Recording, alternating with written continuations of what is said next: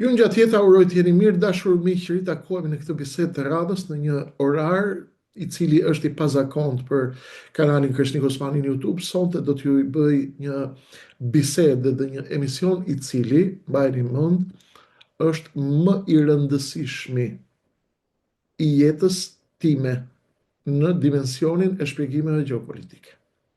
Është një emision, një bisedë, të cilën duhet ta memorizoni përmendesh, në mënyrë që të kuptoni luftën, e cila nuk është duke u zhvilluar në asnjë ekran. Çdo ditë, çdo natë flasim për luftën, flasim për betejën, flasim për lindjen e mesme, flasim për Iranin, flasim për anije, për raketa, për balestike, për bërthamore, për taktike, për strategji ushtarake, për strategji luftarake. Kështu erdhi ushtria, kështu erdhi luftania, kështu erdhën amerikanët, kështu erdhën iranianët, kush ka më shumë ushtar, kush ka më shumë raketa, kush ka më shumë teknologji. Është një tjetër luftë e cila ndodh në Rogozë apo në prapa skenë. Është një luftë e madhe të cilën unë do t'ja shpjegoj sot. Qëndroni me mua në një minutazh të shkurtër përpara ndeshjes dhe pastaj shihemi në 10:45 për zhvillimet e tjera. Por mbajeni shënim këtë që do ju them sot në këtë bisedë, në këtë emision. Nuk keni për ta harruar asnjëherë kur të nisni dhe të mendoni dhe të analizoni çdo kënd që ju del në televizor apo në YouTube apo në rrjetet sociale. Duhet ta dini këtë që po ndodh dhe duhet ta dini me çdo kusht prapa skenën e një lufte tjetër të madhe, e cila nuk zhvillohet në televizor. Mos e shihni miq të dashur botën thjesht si SBA kundër Iranit, ose perëndim kundër lindjes. Jo. Çfarë po ndodh në të vërtetë është një luftë e cila nuk e shihni dot në televizor.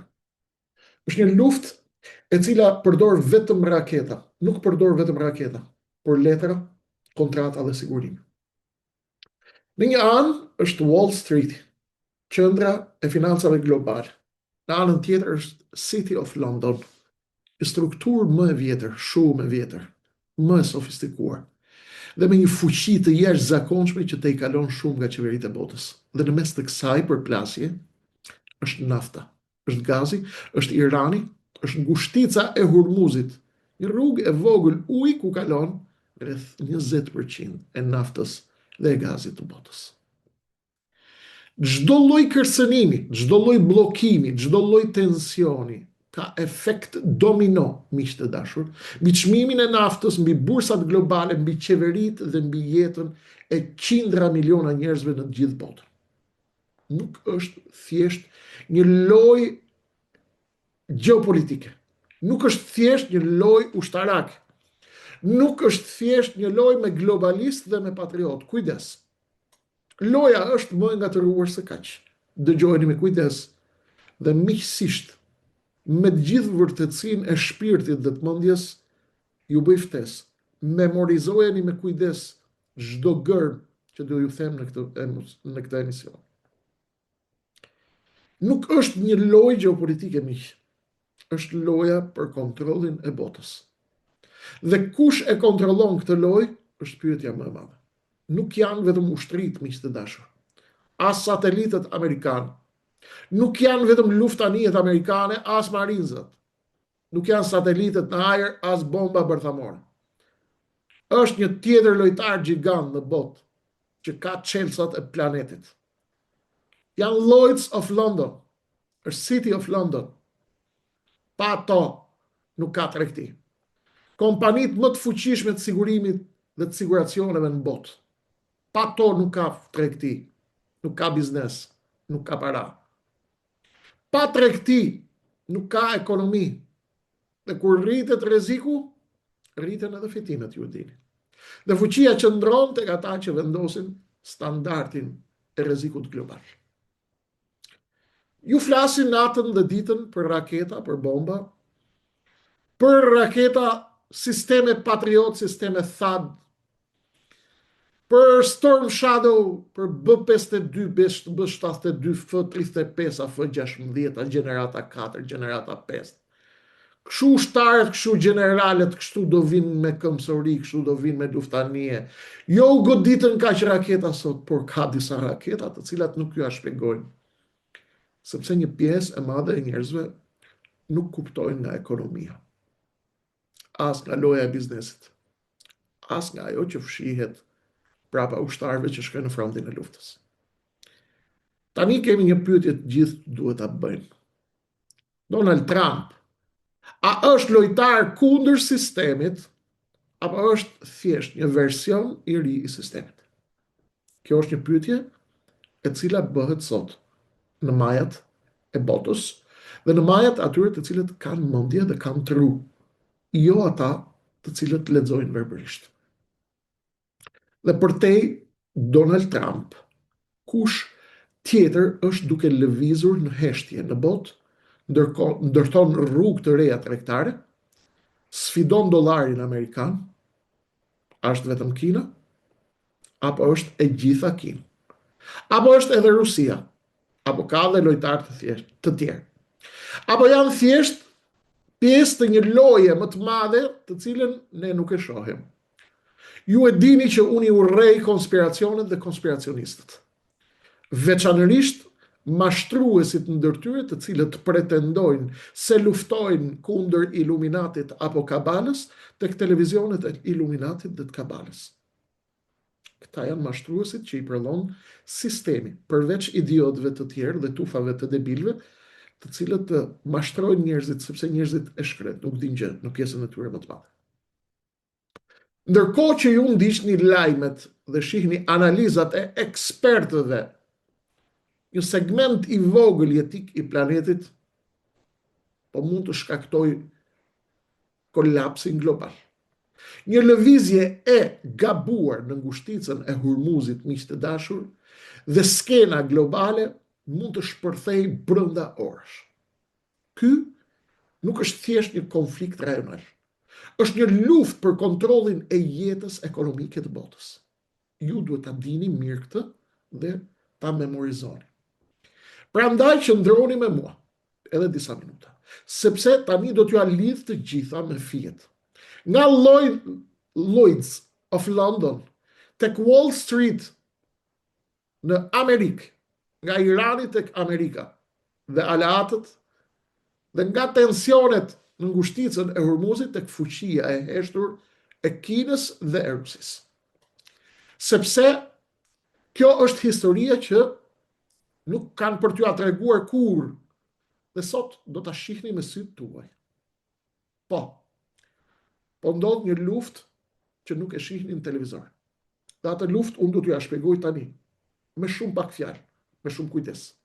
Në mënyrë që të qartësohen edhe ata që besojnë tek konservatorizmi dhe patriotët e botës së re, dhe ata që besojnë se ka një luftë mes deep state-it dhe patriotëve, dhe ndërmjet atyre të cilët nuk dinë se çfarë ka prapa pertes. Nga njëra anë kemi Wall Streetin, bursën e New Yorkut, bursat amerikane, dhe nga ana tjetër kemi një mega strukturë shumë të vjetër, ndoshta më e vjetër e botës. Shumë njerëz nuk e njohin. Shumë njerëz e kanë dëgjuar rishtas. Është City of London, qyteti i Londrës. Dhe në mes të kësaj përplasje të madhe është nafta, është Irani, është gazi, është ngushtica e Hormuzit, është e gjithë lufta e botës e cila ndodh sot. Në kulisa dhe ju a shpjegojnë me raketa dhe me sisteme mbrojtëse. Por mbi të gjitha, miq të dashur, është kontrolli i botës.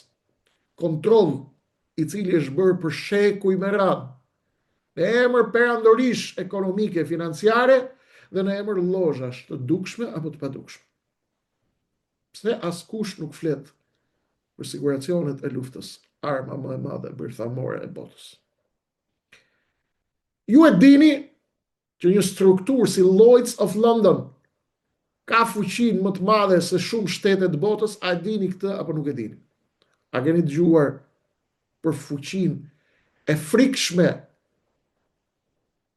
jashtëtoksore të Lloyd'sit? Po që janë këta o kërshnik? Kompani siguracionesh. Po. Dhe pyetja është tashmë e qartë. Donald Trump a është lojtar kundër sistemit, është lojtar kundër City of London, apo është thjesht një version i ri i sistemit. Ju e keni parë, por nuk e keni kuptuar pjesa mbi juaj më e madhe, sekretin e përplasjes së madhe të Donald Trumpit me London, me Keir Starmer, me atë që shumë pjesë të atyre që mbahen apo që quhen si patriot e quajnë mbështetësin kryesor të komunizmit apo të lëvizjeve globaliste. Unë sot do t'ju lidh të gjitha fijet që t'i hiqni të gjitha iluzionet. Fatmirësisht, sistemi na ka dhënë mundësinë të flasim. Të flasim të vërtetat e mëdha që shqiptarët duhet t'i dinë. Siç i dinë popujt e mençur dhe pjesa ka intelektuale e botës e cila nuk lejon njëri që t'i fus gol po shalesh. Do të shihni një realitet të cilin nuk do t'ju a thonë për media. A dini pse? Sepse mediat e mëdha të botës janë të lidhura me korporatat e mëdha, me bankat, me investimet, me kompanitë gjigande dhe kanë vartësi reklamash për ta. Dhe prej tyre. Dhe mediat zakonisht merren sa raketa hodhi ky, sa raketa hodhi ai, sa skud ka ky, sa balistike ka ai, sa ushtar vrau ky, sa ushtar vrau ai, sa do të rezistoj ky, sa do të rezistoj ai.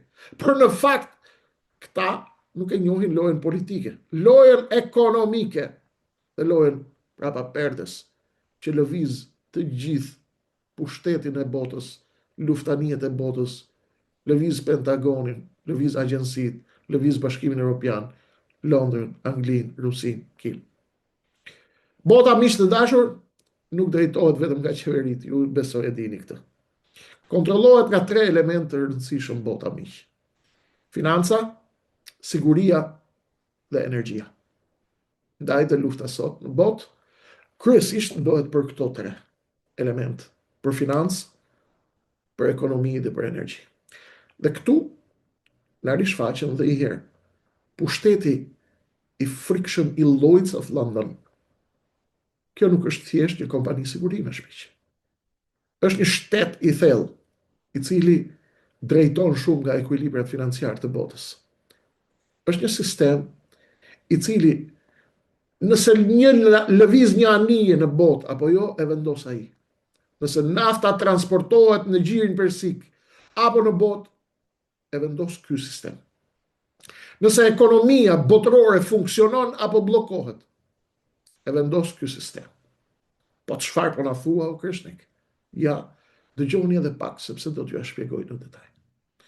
Pa siguracione nuk ka tregti, nuk lëviz asnjë anije në botë. Pa tregti nuk ka ekonomi, dhe pa ekonomi bota vdes. Tani, ju lutem mendoni diçka. Nëse rritet rreziku në Hormuz, në ngushticën e Hormuzit, atje ku është lufta më e madhe botërore, çfarë ndodh? A e dini? Siguracionet rriten, pa diskutim, fitimet rriten, kontrolli rritet. Pra, këtu bëjmë një pyetje të madhe. Kush fiton nga tensioni dhe nga lufta? Jo gjithmonë fitojnë ata që duken në ekran. Jo gjithmonë fitojnë ata të cilët ju mendoni se fitojnë. Ka njerëz më të pushtetshëm. Ka entitete më të pushtetshme, të cilat fitojnë nga këto përplasje të mëdha dhe që kanë një pushtet absolut mbi financat e botës përtej për rrallave dhe rrenave që ju shesin në për televizione, një pjesë e madhe atyre që quhen apo vetë quhen ekspert dhe analist. Këtu duhet të bëjmë një pyetje të madhe, e cila nuk ka mundësi ta anashkalojmë. Përse Amerika, shteti më i pushtetshëm i planetit, ekonomia më e madhe e botës, përse nuk e sfidon sistemin e siguracioneve që kontrollon ekonominë e botës, tregtinë e botës, lëvizjen e anijeve dhe tashmë edhe ngushticën e Hormuzit? Kjo është pyetja më e rëndësishme. Pse Amerika, pushteti më i madh në planet, nuk krijon sisteme paralele siguracionesh dhe nxjerr Lloyd's of London jashtë lojë. Pse Amerika, superfuqia më e madhe në botë ushtarake dhe ekonomike, nuk është në gjendje ta shkatërrojë këtë monopol të siguracioneve të detit, të anijeve, të Hormuzit, të naftës, të gazit dhe të çdo lloji materiali që të vjen ty në shtëpi, nga Kina apo nga çdo cep i botës, nëpërmjet kontinerëve dhe anijeve. Më vjen keq që t'ju a them, përgjigja për këtë pyetje të rëndësishme nuk është ajo që mendoni. Ne kemi një luftë të pastër. Nuk është një luftë e pastër, më fal. Kemi një bashkëjetesë dhe një luftë brenda interesave. Sepse para disa nedhësh, nëse e mbani mend, ju kam thënë, 4 janë kaposhët që do të vendosin për të ardhmen e planetit. Kush më ka dëgjuar e mban mend. Është Amerika, është Anglia, është Kina, është Rusia. Tani do t'ju shpjegoj pjesën tjetër, se cilat janë fuqitë e së cilës palë dhe përse Washingtoni nuk e sfidon Londrën. Wall Street dhe City of London janë më të lidhura se sa që mendoni ju.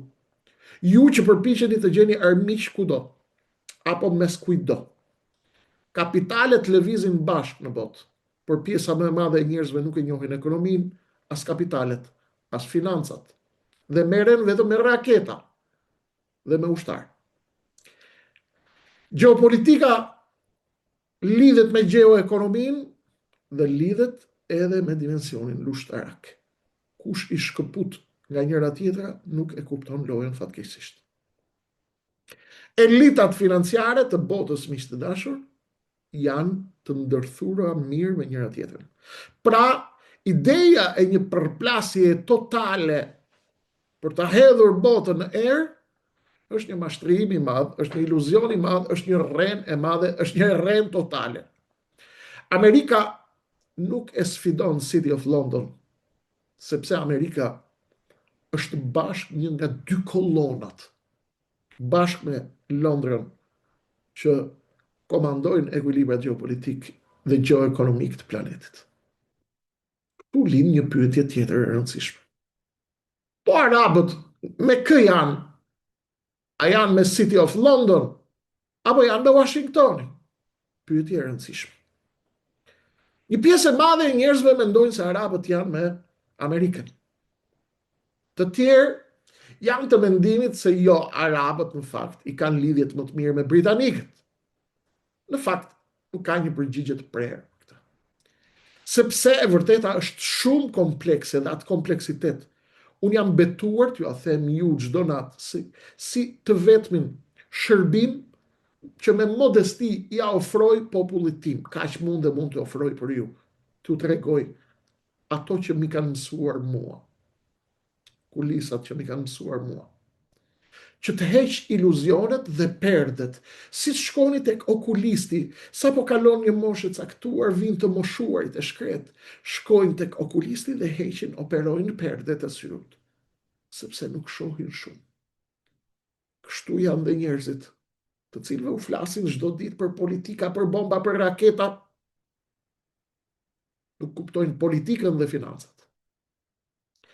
Siguracionet e botës janë shpirti i botës, do thotë janë pushteti i botës, do thotë janë Londra që ka monopolin e siguracioneve të botës. Dhe arabët e din shumë mirë që Londra ka siguracionet dhe mbrojtja ushtarake vjen nga Amerika. Kjo është arsyeja pse arabët janë në Amerikë. Çfarë bëjnë arabët në këtë lojë? Duke ditur që ngushtiza e Hormuzit kalon naftën, parat dhe gjakun e tyre dhe pasurinë e tyre marramendse, arabët kanë gjetur një formulë, të cilën e kuptojnë mirë.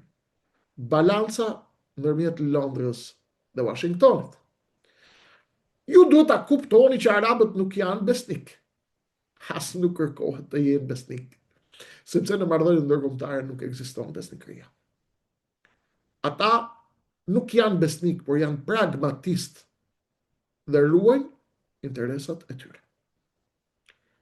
Tu lind një pyetje tjetër e rëndësishme që thotë Kreshnik, ku qëndron Rusia me Iranin në mesin e gjithë kësaj tollovie, sepse na trondite tani. Miqtë të dashur, mos e shikoni botën si SBA kundër Rusisë, apo perëndim kundër lindjes, siç e keni parë deri tani. Ne analizojmë, por përveç kësaj duhet të shohim edhe atë që është përtej kësaj. Jo, nuk është bardhëzi. Kjo është vetëm ajo që ju shitet ju, çdo natë, nga humoristët e analizës dhe nga karagjozët që s'marrin vesh fare, por përfitojnë nga ignoranca e popullit dhe çdo gjë shitet. Realiteti, miq të dashur, nuk është kaq i holl, nuk është kaq i dukshëm, është shumë kompleks. Sot kemi 3 fuqi që po luajnë në nivele të ndryshme në të gjithë botën. Mbajeni shërim. Njëra fuqi kontrollon sistemin. Fuqia tjetër është duke ndërtuar një sistem të ri dhe është një fuqi e tretë, e cila po përpiqet ta thyej me forcë këtë. Do t'ju ja shpjegoj me shumë pak fjalë. Kush është duke fituar në heshtje? Kjo është pyetja e madhe që bëhet. Kina është pa asnjë diskutim sfiduesi i heshtur dhe me gojë mbyllur, sus, po sfidon sistemin. Kina nuk bën zhurmë, një lloj siç bën zhurmën perëndimi. Kina punon pa zhurmë në heshtje. Kina nuk kërcënon siç bën Vladimir Putini. Kina lëviz në ndrogoz, me qetësi dhe me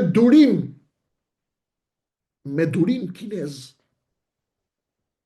I kanë marrë nga manualet e karates, durimi. Dhe kinezët kanë thënë vetëm përpara pak javësh e muajsh.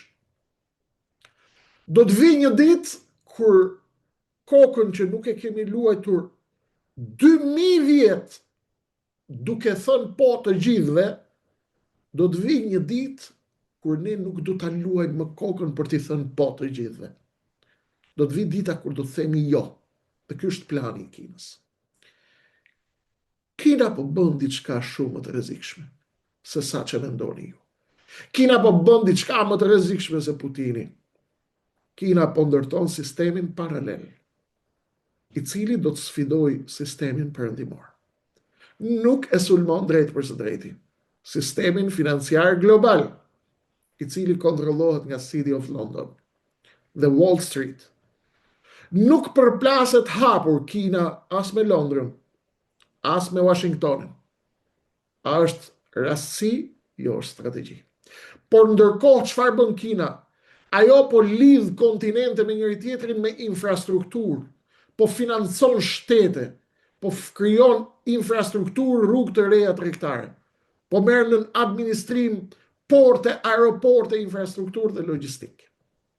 Dhe mbi të gjitha, po përpiqet të bëj të ngul një thik ndaj fuqisë më të madhe të Amerikës, që nuk janë luftanijet, që nuk janë ushtarët, por që është arma më e fortë shkatërruese e Amerikës, që është dollari amerikan. Dhe kjo që po ju shpjegoj tani është lufta pa plumba dhe pa aeroplan mbajtëse. Është lufta që po zhvillohet prapa perdes dhe që nuk ju a tregojnë me video në televizion.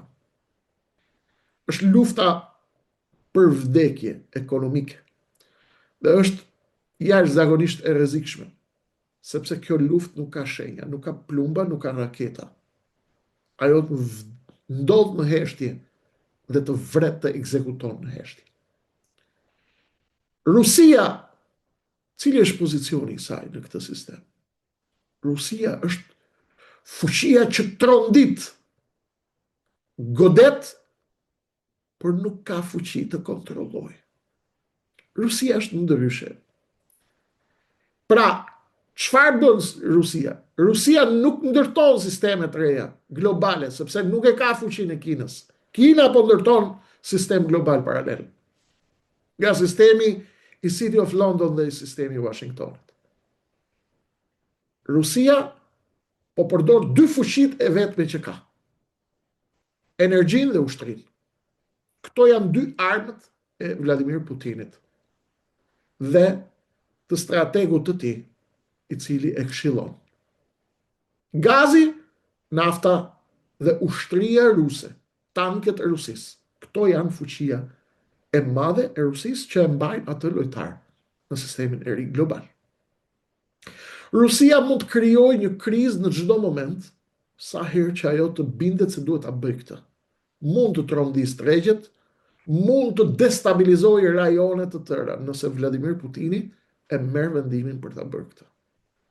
Por mos harroni miq, ka një problem të madh.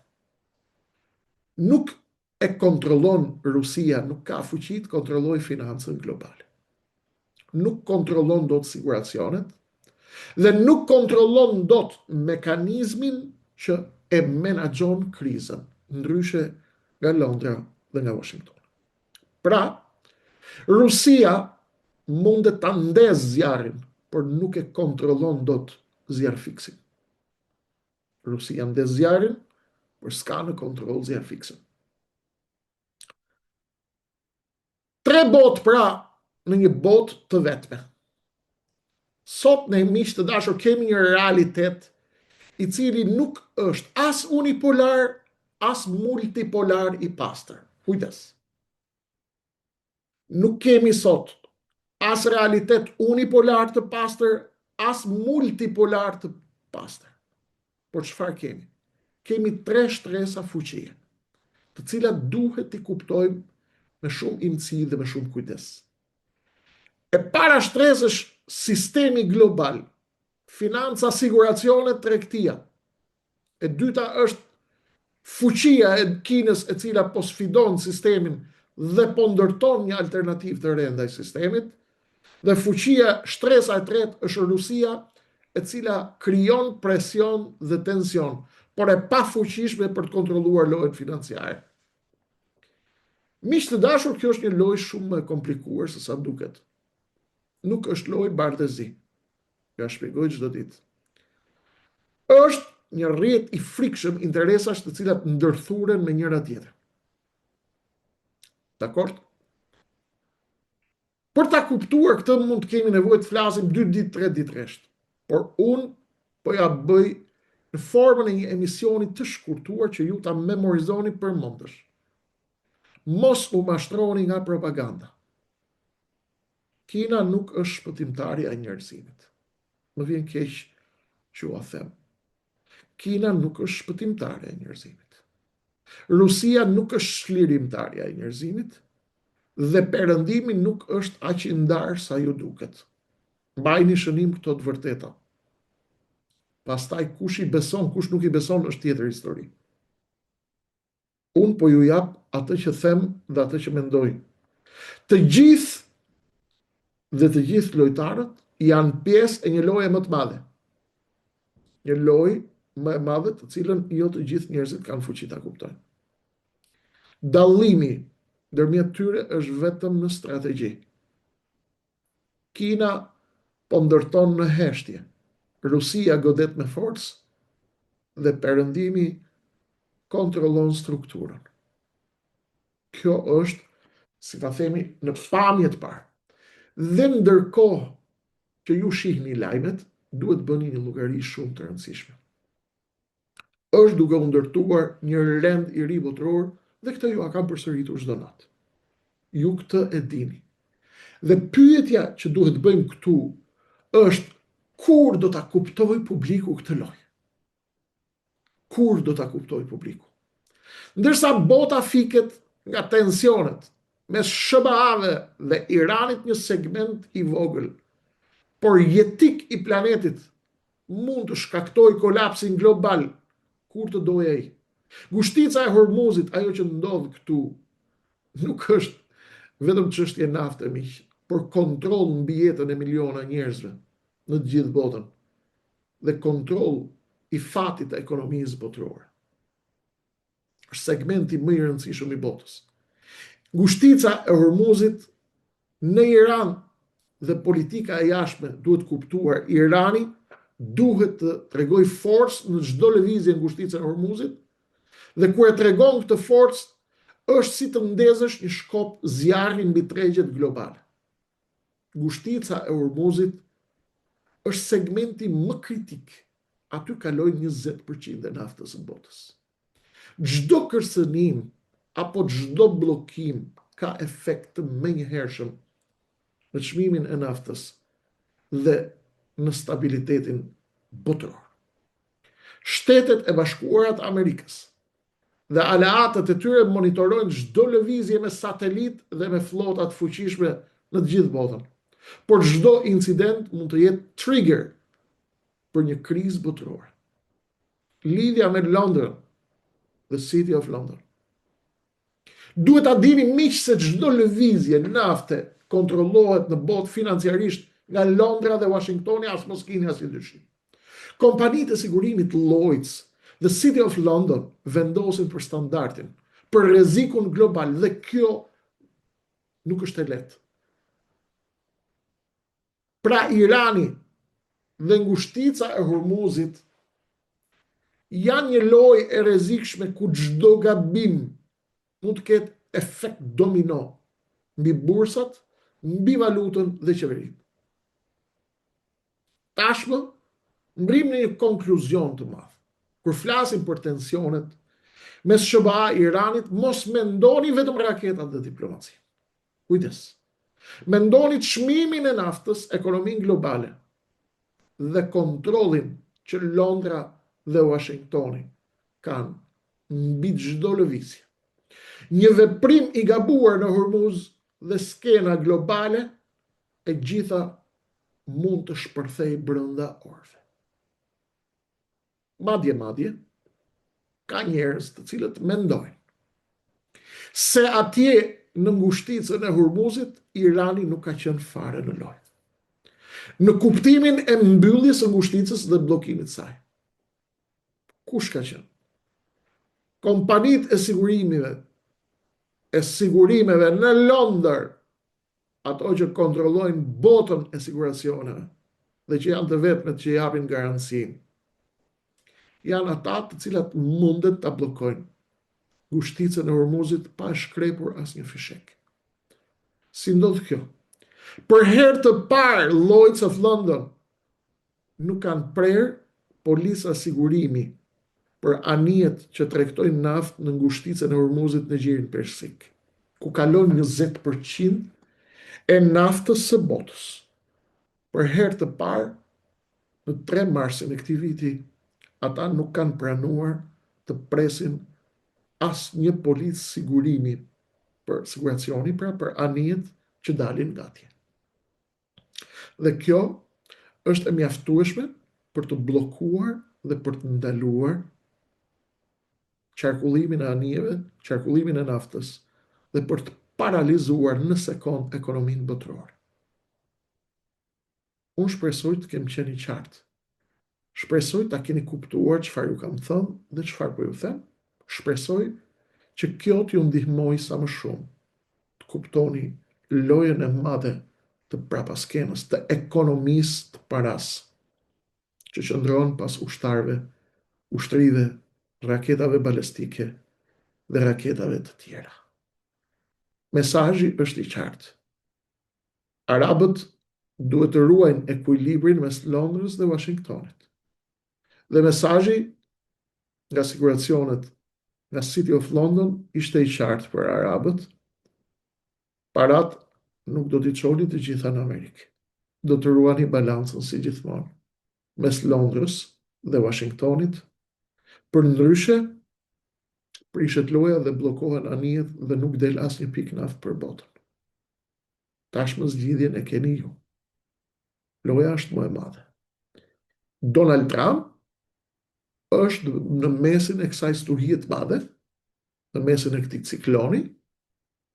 Një pjesë thonë është duke bërë luftë kundër globalistëve, një pjesë tjetër thotë nuk mund t'i luftosh globalistët kur je në majën e sistemit ekonomik, siç ka qenë Donald Trump. Pjesë e lozhave më të mëdha ekonomike amerikane, londineze dhe atyre perëndimore, nuk mundet të jenë, thot një palë tjetër, në luftë me sistemin, ai që është në majën e sistemit. Gjithsesi, këtë gjykim ju e bëni vetë, sepse jeni të mençur tashmë dhe e dini dhe keni nisur ta kuptoni lojën. Kaq për sot. Të gjithë ju që më shihni për herë të parë, unë jam Kreshnik Osmani, ju flas nga Akademia Gjeopolitike e Partisë Lëvizja Dheu, partia politike më censuruar në Shqipëri, për arsyet që do t'i merrni vesh më vonë. Vazhdojmë luftën, betejën tonë intelektuale, për të hapur sytë e popullit shqiptar. Të gjithë ju që gjeni vlerë të kjo video, merreni, çojani pjesës tjetër të shqiptarëve, ndihmojeni kanalin, abonohuni në kanal, ashtu siç mund të abonoheni ju që jeni jashtë, duke bërë join, sepse nuk ju kushton asgjë. Ne na ndihmoni shumë. Dhe vazhdojmë të bëjmë betejën për Shqipërinë dhe betejën e informimit. Po e deshët organizimin politik mirë se të vini, po se deshët ne do të flasim për njerëzit, derisa të jemi gjallë. Ato të vërteta tek të cilat ne besojmë se populli ynë duhet i marrë vesh dhe duhet i di. Kaq për momentin, rishihemi në darkë në 20:45 live në këtë kanal, pasi të mbarojë ndeshja Shqipëri, Poloni, atje në Varshavë, urime dhe suksese ekipit ton, kombëtares ton, me i fitore, me ëndrrën e madhe të botërorit amerikan, sikurse urojmë fitore vëllezërve tanë në Kosovë, në ndeshjen që kanë edhe ata sonte. Ju përshëndes, miru dëgjofshim.